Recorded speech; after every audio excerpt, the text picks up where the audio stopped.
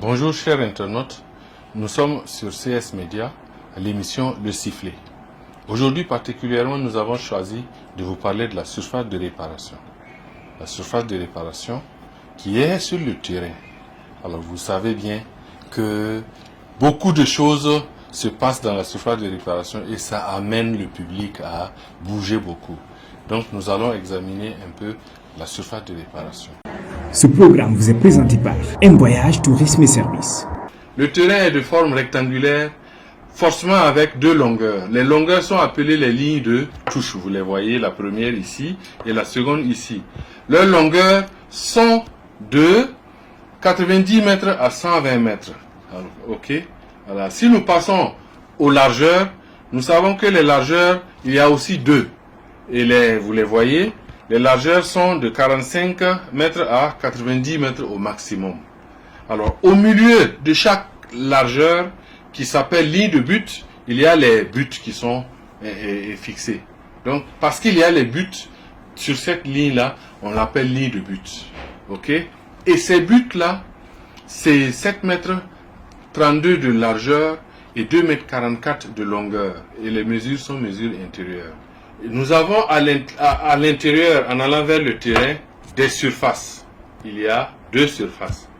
La plus petite, que communément certains appellent le petit rectangle, est appelée surface de but. Quelles sont ses dimensions? À partir de chaque extrémité du poteau, on prolonge de 5,50 m. Ok? Puis, on prolonge à l'intérieur du terrain de 5,50 m et on joint les deux points, les deux lignes. Donc la surface, cette petite surface-là, s'appelle surface de but. À quoi sert ce petit rectangle? D'abord, il sert pour l'exécution du coup de pied de but. C'est dans cette surface que le coup de pied de but doit être exécuté. Okay. Deuxièmement, ce petit rectangle, comme on l'appelle communément, sert à l'exécution d'un coup franc indirect accordé à l'équipe attaquante, ok? Alors, donc, où la faute est commise à l'intérieur de cette surface. Donc, pour expliquer communément, vous voyez souvent le gardien de but, qu'on met tous les joueurs sur la ligne du gardien de but et on vient poser le ballon là. Ça veut dire que nous avons un coup franc indirect qui s'est passé, une faute donne un droit au coup franc indirect qui s'est passé à l'intérieur de cette surface. Et pour l'exécution, comme la loi le recommande 9,15 m et que la loi aussi dit que ça doit être exécuté à l'endroit où la faute est commise, le législateur, pour trouver une moyenne, ramène le ballon à 5,50 m sur la ligne pour pouvoir permettre l'exécution. Parce que l'équipe aussi doit se défendre. Ça aussi, c'est un droit de l'équipe. Surface de réparation part du poteau de coin. Chaque extrémité de poteau, on fait 16,50 m de chaque extrémité, puis 16,50 m vers l'intérieur et on joint les deux points du 16,50 m. Cette surface-là est la surface de réparation. Ok? Et donc, les lignes qui sont là appartiennent à la surface. C'est pour dire que si une faute est commise à l'intérieur de cette surface, ou c'est sur les lignes là, c'est supposé que la faute est commise à l'intérieur.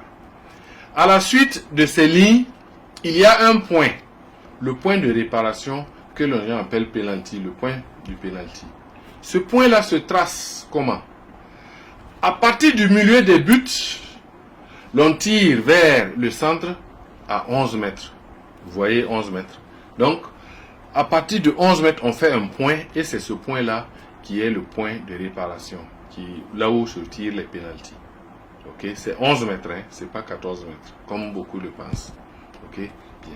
Alors, il y a aussi l'arc de cercle qui fait partie de la surface de réparation. À partir du point de réparation, on fait un arc de cercle de 9,15 mètres de rayon. Alors, pourquoi cet arc de cercle? Cet arc de cercle intervient au moment de l'exécution du penalty. Il est dit que tous les adversaires, tous les joueurs, sauf l'exécutant, doivent être à 9,15 mètres du ballon. Alors, si quelqu'un est à l'intérieur de l'arc du cercle, il est à moins de 9,15 mètres. Donc, cet arc de cercle-là sert à mettre tous les joueurs à au moins 9 mètres 15. Nous allons revenir plus tard dans d'autres émissions pour vous montrer, lorsque quelqu'un n'est pas à cet endroit au moment où l'exécution se fait, quelles sont les sanctions qui doivent intervenir. Donc, nous allons revenir sur un point pour dire que seul le gardien de but est autorisé à jouer le ballon dans sa propre surface de but. C'est-à-dire, le gardien qui est de l'autre côté, le gardien adverse, s'il vient, il n'a pas le droit de toucher le ballon de la main. S'il touche, c'est une faute. Ok? Donc, seul le gardien de but. Voilà. Alors, nous entendons dire que dans la surface de réparation, le gardien de but doit être particulièrement protégé. Non, pour nous, le gardien de but est un joueur comme tous les autres. Sa particularité dans la surface de réparation, c'est seulement que, alors, il peut jouer le ballon de la main. Ok, nous avons essayé de vous expliquer un peu la surface de réparation. Alors, nous sommes allés sur certains points importants de la surface de réparation. Nous espérons que vous êtes satisfaits. La prochaine fois, nous allons revenir sur d'autres aspects de la surface de réparation avec les lois de jeu, les autres lois de jeu, les sanctions intervenant, et aussi sur d'autres aspects des autres lois de jeu. J'espère que vous allez nous suivre, restez avec nous et posez des questions, intervenez. Nous sommes disponibles pour que il y ait une interaction avec vous.